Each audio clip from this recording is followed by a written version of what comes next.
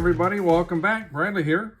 One of the questions I get asked a lot, and people wanted to do a video on, is cutting out the bodies. When do we do it? Do we cut them out first before we paint them?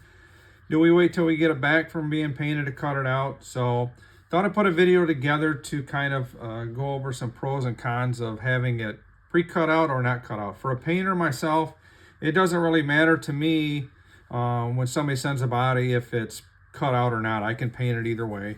For people that are getting the bodies back, I would simply say the best thing to do is obviously cut the body out.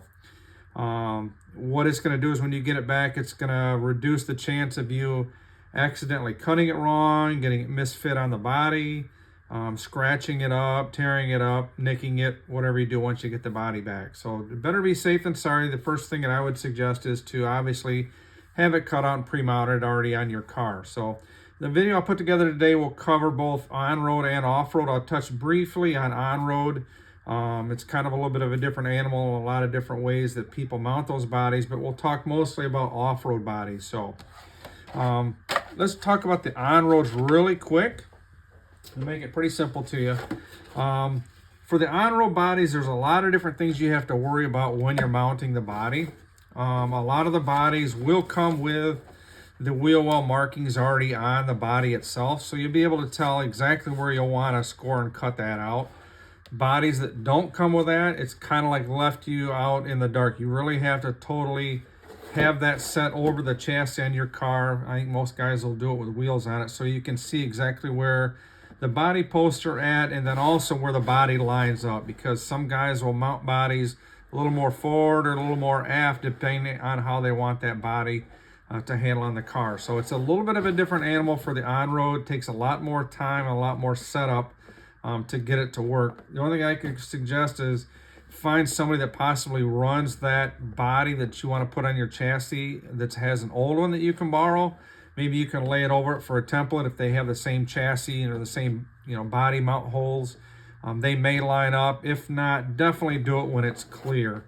That way you're going to make sure you're going to get it set exactly how you want. I know a lot of times too that when we paint them, we'll leave the little openings in both the axle holes so guys can see, if they need to move it forward or aft when they're mounting it. So a different animal. If we need more information on road, let me know. I can do a separate video on it. There's a lot more detail for the forward and the aft, and then also you don't want to get any yaw in your car to where it's setting crooked on the car as it's going down the track. So one thing I will say is when you're done with a car, even if you trash the body, still hang out of that body, because if you're going to use it again down the road, what a lot of guys will do is if you're able to, you can take it. This one here doesn't do as good because I got the rear wing mounted on it. You can take that off, but get the chassis to fit exactly over your next body, and you're going to be able to see where you can line up your body mount holes to do it. I see some other guys too that actually take it, and really all you need is these top sections.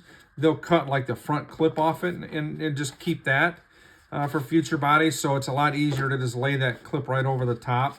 And then same thing for the back clip. You can just use that as well. So you don't necessarily have to keep the whole body, but you can use it for lining up your body holes that are on it. So a little bit of a different animal.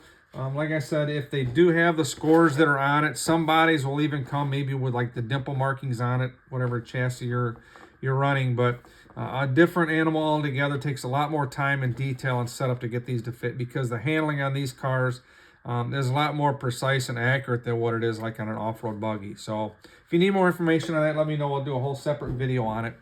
What I'll primarily talk about is mostly the off-road bodies. And what we've got here, I'll line up a couple difference here for you to show you the difference between the two. This is a Losi body that comes out of the TLR that's already pre-cut. It's really nice and super for guys that don't enjoy cutting out bodies or that struggle with it. You basically just send it on in, or you just paint it yourself, however you decide to do it, and it's already cut out. There's very little ways to mess these things up. It's pretty simple and easy.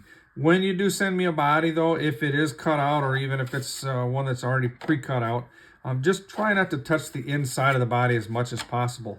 I know some of the other bodies, like this one here, where you'll have to cut it out and you want it cut out ahead of time. Just don't touch it, because you're going to be mounting it on a chassis and you're going to be moving around. You've got possibly silicone where you built some shocks or you built some diff on the car that may rub up on the inside of it. I do wash them all out really good and thorough, so there shouldn't be an issue, but the less amount that you touch the inside of that, the better off it's going to be for me. So and I think pretty much any other painter would ask that as well. So a couple things that I like to point out when you're doing pre-cut out bodies versus non-pre-cut out bodies. When you mask them, because I do everything pretty much with liquid mask, if you're using tape or another method to create your design on the inside, stencils or whatever you're doing, this won't affect you as much. But one thing that I do notice that I encourage people to do when you're painting it is when you're doing a pre-cut body and you're liquid masking it, what happens is when you're masking, you put your final coats of liquid mask, the liquid mask will actually, where you cut this out or where it comes pre-cut out, the liquid mask will want to wick itself up in that cut, which means it's going to roll over it and it's going to want to go up inside where that cut is at in the plastic. Doesn't sound like a big deal, but what happens is when you're painting it and you're going to your layers, once you get to this bottom edge where you start to paint it, what happens is where that liquid mask wants to go up inside of that cut. As crazy as it sounds, it'll want to wick itself up inside of that cut. You'll have liquid mask that it'll start to stick and it'll show little markings all along the bottom edge of that body. It's fine. A lot of guys will paint it and they'll try to paint over it. You'll still see it along the bottom. But what I do is a little trick that I've done, and it's nothing earth-shattering, but I'll just take some blue painter's tape and I'll take it and I'll roll it up kind of like that. And then as I'm down on the booth painting it, I'm getting around to that edge where I've got a very bottom, it's ready to be painted. I'll take this tape and I'll kind of go along and I'll kind of pluck all along the bottom edge. And what they'll do is you'll be surprised at how much you'll pull up of that liquid mask that's wanted to stick to the bottom of that body. And just go all along the edges with that. Sometimes you'll pull it and you'll see it and you'll see a big string that'll come right up. So I go around the whole edge of the body when I'm painting it to make sure that I don't have any of that liquid mask left up underneath it. I've seen some before where guys won't do that. What they'll do is they'll go to paint it and all of a sudden they'll grab that little string like, what is that? And then they'll pull it and you'll see a whole line across the bottom where it's clear where that liquid mask is kind of hung onto the edge of that body. So just kind of a little trick that I've learned to make sure when you're looking at that body, it's going to get a nice full paint job all the way to the bottom and you're not going to have any, booger marks or anything that's ugly along the bottom of it. So when you're cutting the bodies out, there's several different ways that you can do it. When you're cutting, and a lot of the off-road bodies have the really great markings that are on it. You can kind of see this is a Proline one here, and a lot of the manufacturers are really good. I know J Concepts is. They got that nice groove right there where you can actually put a Sharpie right down in it, and you can see exactly how you're cutting. I've got this over a light board, which kind of makes it a little bit more easier to see. But it gives you that nice guideline to follow. And these bodies here, they're pretty accurate of where you need to cut. And what's nice is when you're cutting this, it's very simple to see it where you need to cut it out. And sometimes if you cut it out good, you can take this and crack it and work your way all the way around and you can pull it off in one piece. Very simple, very easy to do. If you don't have a steady hand, a couple different ways you can use to cut it out.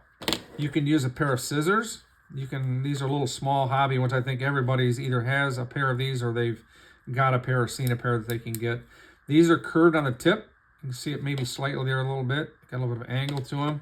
Or you can use hobby knives. And what you can use is your standard knives. I use a 16 blade and sometimes even an 11 blade. Whatever you're comfortable with for cutting them out. You can take and highlight the edges of this if you have a hard time seeing those lines. You can do it over something bright to see it. You can hold it up by a light bulb. A couple different ways you can do it to cut it. The big thing that you want to do is when you're cutting these out, whether you're using 11 or 16 or whatever blade is, try not to lift your blades when you're going into corners and radius. Okay. On these bodies here, the impact that a lot of these bodies take from the chassis flexing and the shock towers flexing is all these little round edges here where they're radiused. When you are cutting them out, whether it be a pair of scissors or it'll be a hobby knife or X-Acto blade, you don't want to lift in those corners because what it does is when you lift, you're actually creating a sharp point. And what happens is when you get an impact and that body wants to flex, it's going to go for the weakest point, which is that little crack, that little point that you made, and that's where your bodies are going to split. 9 times out of 10, if you look at bodies where there's an impact or they're splitting in the front, it's because they're probably just improperly cut out. So When you're cutting it on out, kind of rotate it in your hand when you're going through, and all you have to do is score the body. You don't necessarily have to cut all the way through. Just put a nice little score on it, and when you snap that Lexan, it's going to want to cut and break exactly where that nice little snap was at. So people say, well, my hand's not that good, I'm not steady. Very simple what you can do. There's all different types of tools that you can get to help sand and round those radius edges off. In this front here part, these little corners, I've seen them, they're like little sanding edge sticks that are round and they've got a grit that's on them. Those things work awesome for this because once you get it cut out, even though if you made a mistake and you didn't get that nice radius, is you can go back with that sanding stick and you can file and make those edges nice and round. The rounder you get them, the smoother they get, the better off, and the stronger they're going to be and more durable when you get that head-on impact. So look to get some of those. I know I've seen them at hobby stores or craft stores. It's just like a simple pencil size. Sometimes they're even a little different diameter. It's got a sanding grit. They work really well for any of those radius edges that you can't get into or you can't cut really good. You can file those out. This particular tool here, I bought a couple of them a while back, and I believe they're not even made anymore. They're by Proline, but you can find a little sanding block. These things here, I love them. I wish they would still make them again, but the thing that's cool is it's got all different types of radiuses that are on it. So you got a really tighter radius if you're doing smaller spots where you need to get into. It's got a more of a rounder, bigger open radius where you can also do it for the wheel wells and fender wells. Because sometimes you may just need to get a little bit filed off of it and ground down instead of just a sharper area. So it kind of lets you pick whatever corner you want, whatever edge is going to work best for the area that you're sanding. The other thing that's nice for these too is, here's another body I just completed. I always like going over the edges of them and making everything nice and flat. So even when I cut it out and you know you got it close to those lines, take the sanding block and go right back over all the edges to get it nice and flat. So even if you did cut it and you got a little bit curve and your line is not as straight, use a flat sanding block. It doesn't necessarily have to be this one, but you can get another one at a craft or hobby store. You've got a flat surface. It makes it really nice for making everything look nice and clean and straight when you're cutting those edges out. You can kind of see back on the back here where you can use any one of these different types of radiuses to sand around the edges of the body once you get it done and get it cut out. Other thing that I like to do is I'll take all the corners and I'll just put a slight radius on them. I don't like having any sharp points. Couple of reasons for when I'm working on the car or putting the body on, it's not going to get sharp and poke you. The other thing too is you're going to have guys that are out marshaling your car, grabbing the body and flipping it over. I don't want to be cutting them guys as well. So take all your edges and put a slight radius on them, so that way you don't have anything that's really sharp. This Lexan, it gets sharp as needles sometimes if you don't radius those edges off. And that way you're not cutting people out there. So like I mentioned, try to keep everything as smooth as you can on your radiuses. Use the sanding block, use the grit to go back and knock all the edges down and make them nice and round, so they're going to be strong for you. Hopefully that'll help you out on cutting the bodies out. The scissors, what I like to do is I've seen guys that will take scissors and cut the body out versus an X-Acto blade. I know Jason and J Concept, I've watched them a couple of times. He'll cut out bodies left and right just using scissors. Honestly, I've got the habit where I do that. Reason being is I don't run a lot of different classes or a lot of different new bodies. So the bodies now that have the markings already on it, especially the off-road bodies, I'm just extremely careful when I cut, that I cut on that line. And then I've also got the sanding tools to go back where I radius it. So you'd be surprised how well you can do with these. The curved tip ones are nice because what happens is when you get to some areas where people run into trouble when they cut them out, if it's a straight pair of scissors and you're cutting around a corner, when you're making that cut, because of the tips are straight, you're going to cut the body because you're going around a corner. You're going to leave all kinds of scars and cuts and nick marks where you're trying to cut it out. So if you can, use a curved tip pair of scissors. It makes it a lot easier on a lot of the radius parts. Some guys use both. They'll use scissors and then they'll also go back with an X-Acto knife and cut it out and score it on out as well. So use whatever tools you feel most comfortable with in the areas. Curved scissors, believe it or not, work really great on straight lines. You would think that it would want to curve off, but it holds an edge really nice and sharp with them. It just keeps that tip of the scissors out of your way from cutting into the painted surface when you're going around it. So like I said, it's whatever you feel comfortable with, scissors or X-Acto knives.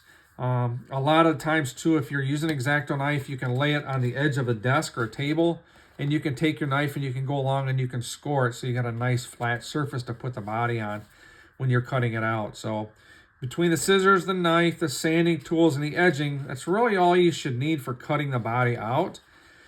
I haven't seen really a whole lot of other different ways. One thing that I do not encourage you to do, a lot of people have tried it over the past, what they find out the first time or two is I never use a Dremel tool. Dremel tools, the reason being is they spin so fast and they're so aggressive, even depending on the type of sanding bit that you use. Some are more coarse or fine than the other. But what happens is with a Lexan, if you have a drill bit that's spinning at a pretty high rate of speed, you're going to end up melting this stuff a lot quicker than what you think you are. The only time you may want to use it, but you have to be extremely careful, is using a round Dremel tool bit in these radius areas. You can take that and put it on a low speed with a very fine grit and go on and make those radiuses really nice with a Dremel tool. The only thing that you have to worry about is those Dremel tools, because they are traveling at such a high rate of speed. I've seen guys where they'll bite the plastic because it melts it, and it'll get away from it and you'll see a big long score up at the edge of the body, or it'll go inside and it'll start to melt the body. And you're going to cause a lot more damage than what you would have been just using an X-Acto knife or sanding drum. So if you do use a Dremel tool, be extremely careful with it. The plastic gets really hot when you're melting it, flying around, and making sure you don't get into your eyes or anything. But also, if they do grab, they bite and they take off. So a lot of times they're probably cause a little more damage than what they actually help. So when I'm all done with the bodies, when I'm painting them, I always clear the inside part of the body that's painted up. I always shoot it black, mostly for photo purposes. I like to have the looks of a regular automobile where you're not looking through and you're seeing the paint on the inside of the body through the window. So I always shoot mine with a black color. I know people use a gray or a darker color. But what I also use on the inside of it, because people say, what do you use to protect it as well after I'm done cutting it out? I went and bought a big roll of Gorilla Tape, and they make this stuff in thinner rolls. I think it's like a 1-inch that comes on a little tape dispenser. This stuff is pretty thick, but the reason why I like it is it's still pretty flexible. So if you can see, I'm not sure if you can see it really well on the inside of this. I line the whole inside part of the body with it, because you've got speed controllers, you've got fans, you've got some screws, you've got a couple different areas, servo horns maybe, that's really close to those bodies and they may rub on it. The thick Gorilla Tape will actually prevent it. It's actually like another inside coating that's on it. The thing that's nice is when you put the Velcro on it, it won't peel off of that tape. The Velcro sticks extremely well to that tape also. So you don't have to worry about when you peel your body off. Yeah, you've got it protected, but now you've got the Velcro sticking to the other part of the Velcro and pulling off the body. So I use it on the inside part of it. I use it like up on the nose, any of the areas where you're going to have a lot of rubbing going through the shock towers or the body mounts or anything. And then also on the sides. Going to help the body last a lot longer, and it's going to make it look pretty cool for a decent amount of time. So that's what I use for nitro bodies. I know there's a lot of different products and a lot of newer ones that's coming out now. There's a dragon skin or gator skin, I think they call it, which people put on the inside of the body. There's a duct tape by 3M, I think, makes it, which is for regular ductwork in a house that's got aluminum to it, which will help you from the heat on the inside of the pipes. A lot of different methods that are out there to use to help secure it and make the inside of your body a lot more durable. If you do use shoe goo, I know a lot of people are big fans of shoe goo, use lots of thin coats. And when I say thin coats is when you put a coat on there, you put it thin, it's going to dry a lot easier. Then you can go back over and put a second, a third coat or build it up. When you put a big thick glob in it in the corner or an edge on it, what happens is it takes it so long to dry, the outside dries more than the inside. You'll actually get a chemical reaction from that shoe goo sitting on that painted surface, and it'll actually want to start to attack the paint regardless of what type of protecting sealing that you got on the inside of it. So if you do use the shoe goo, lots of thin coats and build it up to help you out in those areas. So other than that, hopefully that will help you. The X-Acto blades, the curved scissors, the sanding blocks, radius the edges, round off those sharp corners so you don't be cutting anybody, and you should be good to go. So if you've got any other questions or you want more detail and explanation on anything that I covered, on-road bodies or the off-road, please let me know, and we'll get back to you, and we'll get another video out for you. So thanks again for everybody for the comments and the suggestions, for all the different videos. We're working on getting a lot more out to you guys. So remember to like my page and subscribe. Thanks. Catch you on the next one.